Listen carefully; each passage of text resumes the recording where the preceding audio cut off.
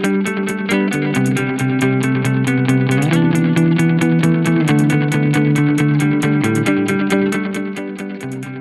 morning, everyone, and welcome to our webinar on cold applied solutions for storage tanks. My name is Rachel Sharman, joining us from Belzona's marketing team. I'm Luke Kerwin, one of the business development engineers here at Belzona. And later, we'll be welcoming Henry Smith, Engineering Services Supervisor, for our Q&A. So today, we're going to be covering some of the areas where tanks typically experience damage and deterioration, and how you can use different solutions to repair, protect, and improve them. Now, please do bear in mind that the information and case studies shown today are a representation of what Belzona can do globally. However, they are not the limit of what we can do. If there's anything you see in this presentation which is of interest to you, at the end of the webinar, we will transfer you to our website where you can find your local distributor. From there, they'll be able to assist you with any tank maintenance issues you may be having. Good morning from Austria and Dubai. Very nice. But onto the webinar.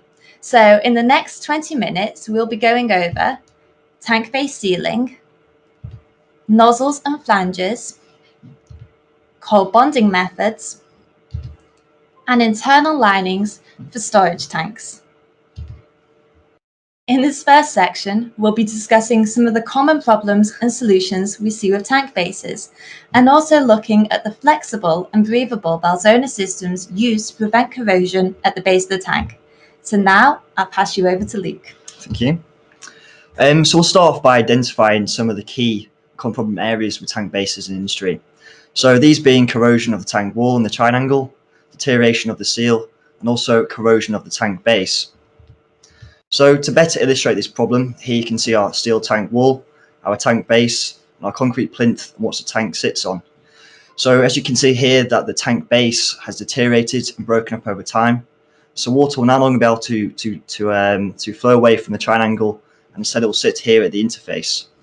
So as the tank naturally expands and contracts, water will be drawn at this point by the capillary action, causing further corrosion at the base of the tank.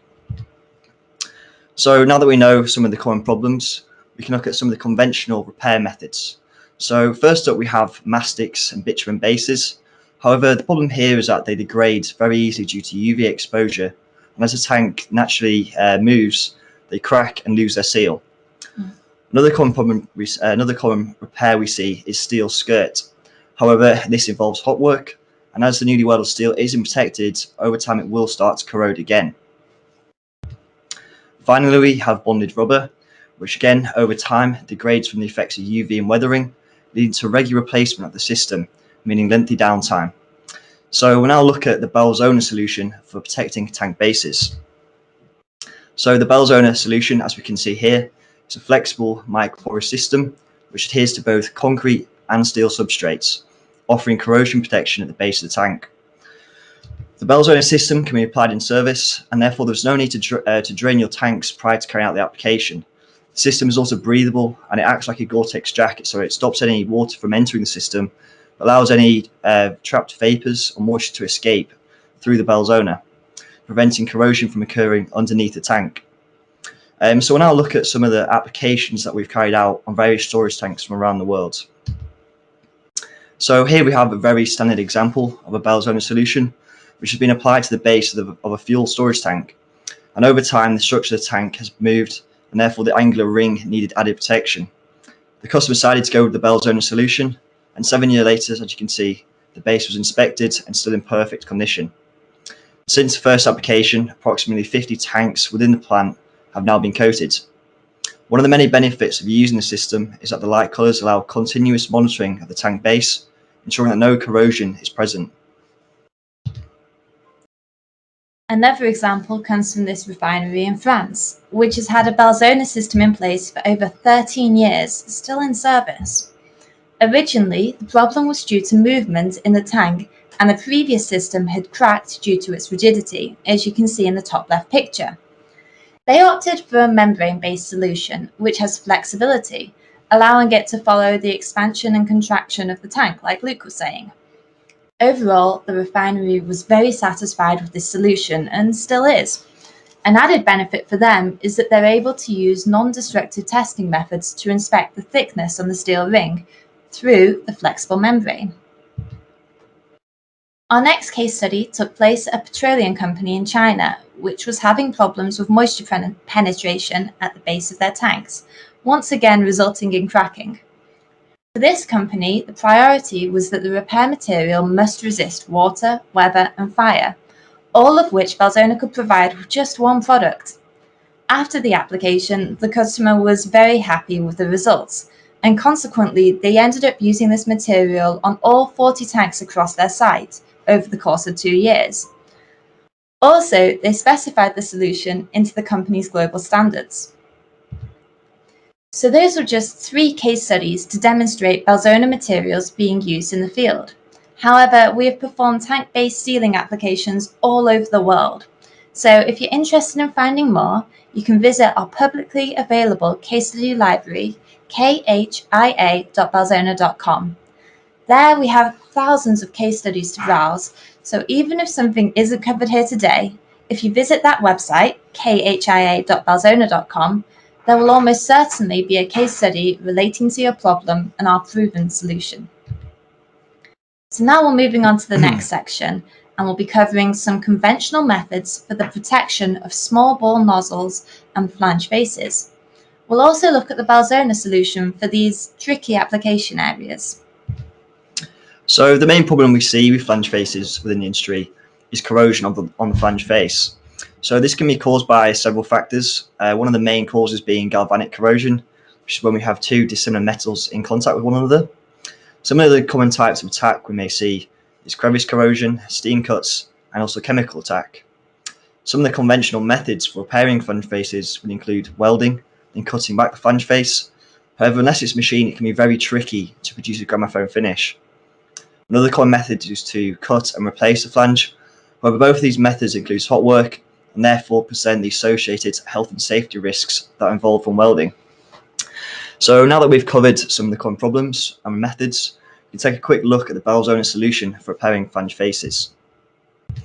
So how does Belzona flange face forming work?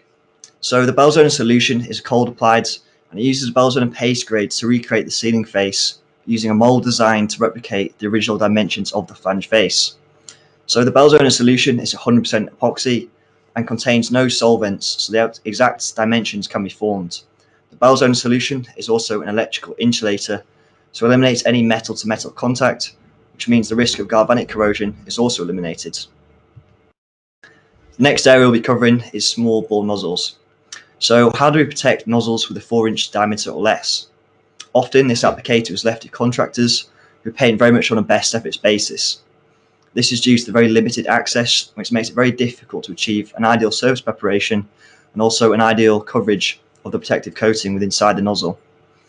The conventional solution for dealing with small bore nozzles is to cut and replace the nozzle. However, this requires hot work and will not eliminate the problem, or as mentioned, to paint on a best efforts basis. So now that we've identified these conventional solutions and their drawbacks, we can take a look at the Belzona solution.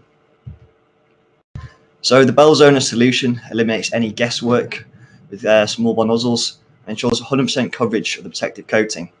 So we can do this by prefabricating a section of pipe made from a suitable Belzona material. It is then bonded in place using a Belzona adhesive, which will offer an optimum long-term protection for corrosion, erosion, and/or chemical attack. However, nozzle inserts and flange face forming techniques are not just limited to damaged equipment, but both systems combined can also be implemented as part design for newly fabricated vessels. So these Belzona solutions have been used with carbon steel instead of solid, corrosion-resistant alloys for the nozzle and/or weld overlay for the flange faces. This case study took place in Spain at a chemical manufacturer. Here, the interior of an ebonite-lined nozzle handling 26% hydrochloric acid had suffered damage from the acid and needed a replacement. However, relining the ebonite would not have been a very cost-effective solution, and therefore a Belzona nozzle insert was chosen to be installed instead. Not only was this better price-wise, Belzona's system had excellent chemical resistance, so will last for the long term. Plus, the application allowed a fast back-to-service time for the tank with its easy in-situ repair. So moving on, it's great to see so many of you saying hello from all around the world in the comment section. Now, in this next section, we'll be talking about how you can use cold applied solutions for plate bonding when carrying out work on the outside of the tank, whether that be the wall or roof. So to start with, Luke's going to look at the most common solution for plate bonding, welding. So when we talk about adding strength back into the structure of a substrate, welding a plate onto a defect area is a very common method of repair. It provides a strong bond and is a very well-established method. However, before a tank can be welded, it must be drained, which means lengthy downtime and also a loss of resources. So welding also creates a heat-affected zone, so it introduces heat stresses into the metal, which can result in further problems such as cracking later down the line. And as always with hot work, there'll be health and safety risks. Another downside to welding is that there's actually fewer points of contact when welding, which leaves a void between the plate and the wall. So this very simple animation demonstrates a plate being bonded onto a metallic substrate. As we can see, the plate is only bonded to the substrate at either side of the plate edges. So these are the only 2 points of contact at which the load is transferred between the plate and the wall. So if there was a through-wall leak, for example, this gap would fill up with fluids, allowing the plate to be very susceptible to crevice corrosion. And as mentioned previously, these welded areas have also created heat-affected zones. So this will change the microstructure of the substrate, which again could cause cracking later down the line. So we'll now look at the Belzona solution for bonding. So as demonstrated on the screen, the Belzona solution offers 100% contact on the substrate, which gives an excellent load distribution. The Belzona material, also being non-metallic, acts as an electrical insulator, eliminating any potential for galvanic corrosion and therefore offering a long-term corrosion protection. So now that we've gone over welding and understand how cold bonding works, we can look at the different types of cold bonding solutions. So metallic plate bonding has been successfully used for over 20 years as a repair method. However, in recent months, composite plates have also been used to offer non-metallic solution. So if you want more information on non-metallic solutions, you can visit us on Belzona for more information or watch our previous webinar on composite repairs. So some of the positives of using the Belzona solution include no downtime, as no hot work is required, and therefore no requirements to drain the tank. Cold bonding techniques can also be used to repair thin and through-wall defects, extending the structure and equipment beyond its original design life. So we'll now watch a video on welding versus cold bonding techniques. I'll just put that on the screen for you. Demonstrating the pros of cold bonding versus welding. We attached 2 brackets to a tank. One was attached to the tank via welding and the other via cold bonding. Before we began, we marked out the perimeter of the brackets. For the welded bracket, we prepared the surface area outside the perimeter since welding is done at the edges. We then proceeded to weld the bracket. As you can see in this video, the tank lining started burning as soon as we began welding.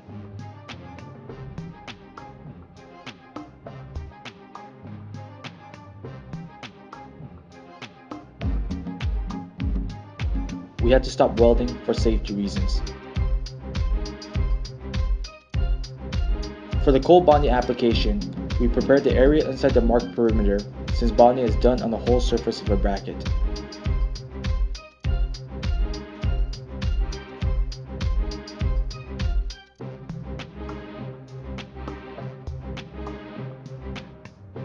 We then prepared the bracket.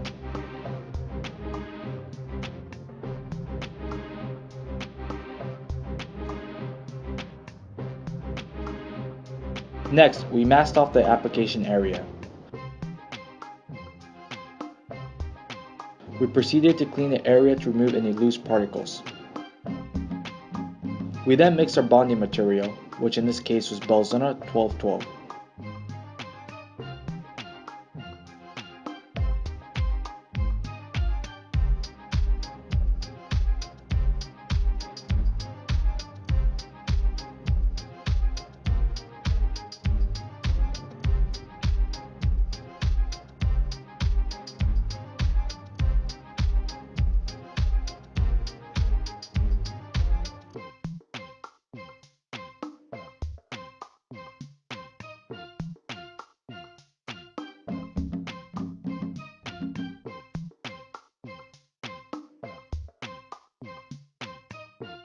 After mixing, we applied a thin layer to the application area with a stiff bristled brush, pressing hard to make sure product fills the profile.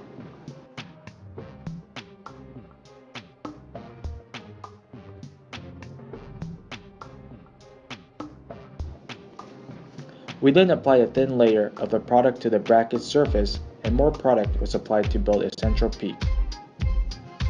We proceeded to attach the bracket to the tank by pressing with force onto the application area, making sure the product squeezed out of the sides. We cleaned the excess product off the edges of the bracket. We took temperature readings via thermal imaging, as you can see in this video. A maximum of 80 degrees Fahrenheit was reached, which is safe for both the tank lining and content. And removed the masking tape to finish the application. Cold bonding is a more practical and safer choice.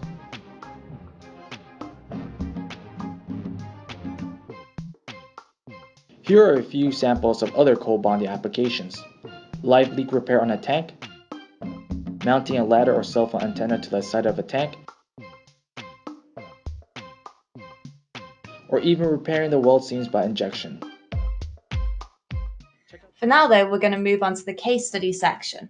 So the first case study was prompted by legislation change in China. This meant that VOC treatment was required to be implemented on all oil tanks across the country.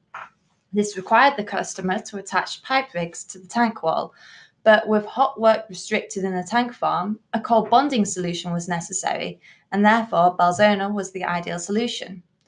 To begin with, for this application, they used vapor blasting to prepare the surface. This was necessary as grit blasting was not allowed in this ATEX rated zone. The applications were a big success, and the customer was very happy with the result. So much so that after the first application for 18 tanks, they decided to use the system for more than 200 around the region. And here is a similar case study, but in the Netherlands. We chose these case studies to show you that cold bonding can be used for plates and so much more. In this case study, the company wanted to bond a water sprinkling system and a foaming system on top of their oil tanks. However, once again, hot work and grit blasting were banned on site, obviously. Therefore, for each tank, the substrate was prepared, this time with a dust-free blasting system, in order to achieve the right surface roughness, without generating dust and any potential fire hazards near the oil. In total, over 1,000 brackets and supports were bonded onto the sides and tops of 8 different storage tanks, again leaving another satisfied customer. So our presentation is almost finished, and this is our final section before our Q&A with the engineers. So you can start thinking of some questions, but for now, we're going to look at internal linings, specifically for the protection of the floor and bottom sections of storage tanks. So a common problem we see in storage tanks is corrosion on the internal surface of the tank. However, generally the only affected areas by corrosion is the tank floor and maybe 1 or 2 meters up the side of the tank wall. So this is because of a mixture of water and hydrocarbons in the tank. And as the density of the water is higher than the hydrocarbons, the water will sit at the bottom of the tank, which is where the corrosion will occur. So now that we've identified this problem and the reasons behind it, we can take a look at the range of solutions that Belzona can offer to protect these tanks. So Belzona have a varied range of products which can be used to restore the damaged tanks. Paste grades can be used for pit filling, and plate bonding methods can be used for the larger areas. So once the structure of the tank has been restored using these methods, the tank will then be coated with the most suited lining based on the operating parameters of the tank. The lining will then be able to offer corrosion resistance in immersion, steam out resistance, and also chemical resistance. So we'll now take a look at a couple of different internal lining applications on storage tanks around the world. So here we have an oil company in Tunisia who are experiencing severe pitting at the bottom of their storage tank. And as this was a rivet tank, welding wasn't an option, otherwise the rivets would pop off one after another. The Belzona solution here was to pit fill the smaller localized pitting and then use plate bonding for the larger areas. The tank was then coated with a Belzona lining, which was selected based off the operating parameters of the tank. As the corrosion was due to a mixture of water and hydrocarbons, only the floor and the lower section of the tank wall, as you can see in the pictures, were coated. Again, here we have a very similar problem in a petrochemical plant in Italy. A mixture of water and hydrocarbons were present within the tank, resulting in pitting at the base of the tank. The Belzona solution was to pit fill the localized damaged areas and to use an internal lining based off the operating conditions of the tank to coat the floor and also the bottom section of the tank wall again. So this type of repair is something that Belzona is very experienced in, and due to a wide range of internal linings, we can make sure the correct lining is selected based off the individual operating parameters of each tank. So don't forget what I mentioned earlier. If you're interested in learning more about these case studies, check out our public case study library, khia.belzona.com. For now though, please start typing in your questions to the chat box and we'll answer as many as we have time for. We hope that in the last 20 minutes, we've given you an insight into how Belzona solutions can be used for tanks, even though there's honestly so much more we could have covered, such as flange encapsulation, floating roofs, external protection. We wanted to keep this webinar not too long. But if you are interested in learning more, we can direct you to your local distributor who will be able to talk you through the full range of what they can provide in your local region. For now though, thank you for watching our presentation and let's move on to the questions. For nozzle inserts, what can you bond it with? Pretty much any Belzona coating that you want to. Again, depends entirely on the process that you're looking at. We can do it with, a lot of the time we do it with 1321 because it has a really good adhesion to steel. But if it's not erosive service, the chemicals are slightly different, it's a higher temperature, you could potentially use any of the other Belzona coatings. Again, some we have tested, some we haven't. So it would be up to yourselves maybe to do a trial beforehand, or we could do a trial necessarily. What level of surface preparation is required for internal pit filling and small areas of internal corrosion? Making a film. Okay. So for surface prep, if it's for internal, so it's going to be in contact with the process or the liquid or whatever is inside the tank itself, then we'd always recommend grit blasting 100% of the time. That gives you the best possible bond, and even if this is being covered with a coating, you want that pit fill material to stay in the pit. You don't want it coming out from underneath the coating. So 100% grit blasting.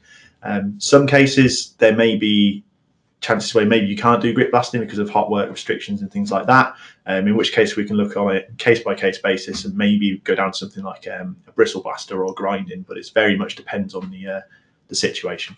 Can we repair damaged PTFE internal lining with spools or nozzles? If yes, what's the product?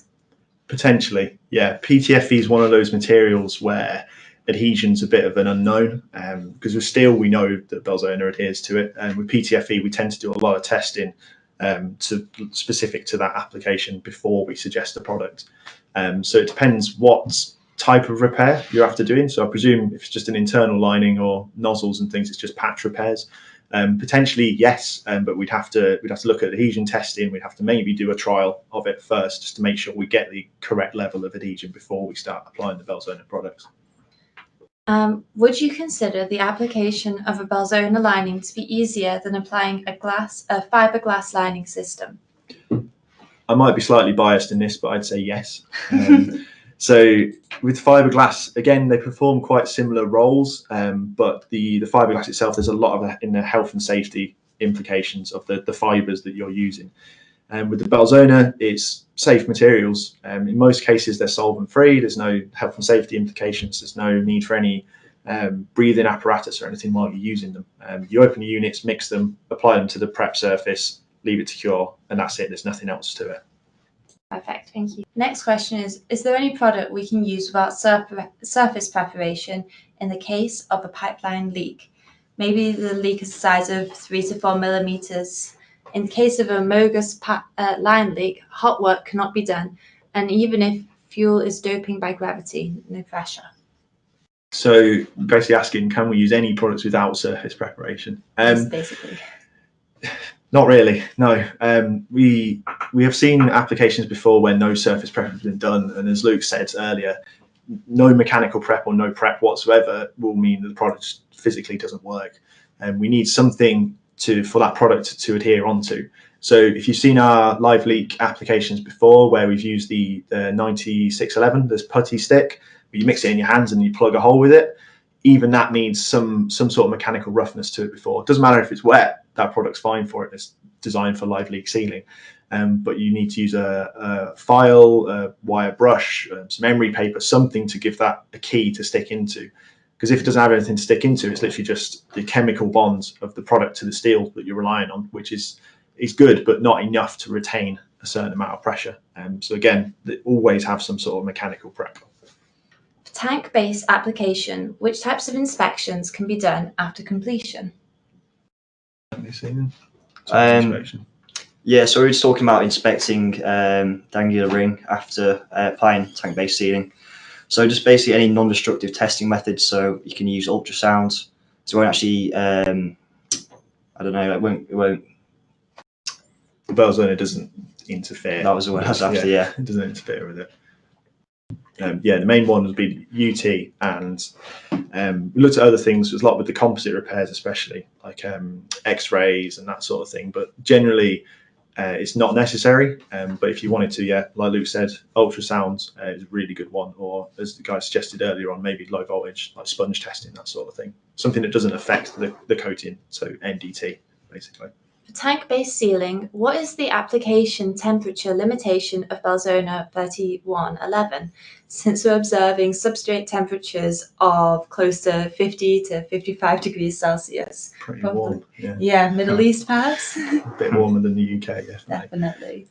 So for 3111, the maximum temperature we normally suggest is about 40 Celsius, because it's a water-based product. So as soon as you open that bucket, all that moisture is going to want to evaporate out of it. And once the moisture's gone, you're just left with the layer of product on top. If you are applying it in extreme conditions, generally say apply it when it's in a shaded area, you cover it over, or you do it later on in the afternoon when it's getting colder. But if you absolutely have to, then when you open the bucket to apply the product, you pour a couple of centimeters of water. Don't mix it into the material, just leave it on the top.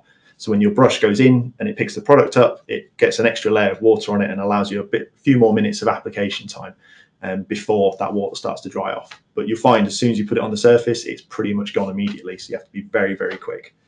After Belzona 3211 applications in tank-based sealing, we've observed some insects, cuts or holes in the Belzona product. How can we manage this? Just kind of, you can just more make sure where the cuts are, it's cleaned out. You can roughen the surface up again and just kind of apply a bit more 3211 with some reinforcement sheet over it. Yeah, I must admit it's not something we've ever had to test or to put in to say how to avoid insects cutting through it. But 3211 is very, very easy to repair. Minimal prep, as long as it's clean and has a tiny bit of roughness to it. You can reapply another layer with minimal prep. And that's the only thing we can suggest for that sort of issue. We've also just had a message from our Thailand office saying that for the insect bites, pesticides might work if you consider using them. Are Belzona products sold for self-application, or do you provide the service? Both. You can either buy the products, or you can potentially speak to your local distributor about carrying out the service as well. So that's something you can speak to them. So we can put you in contact with your local distributor.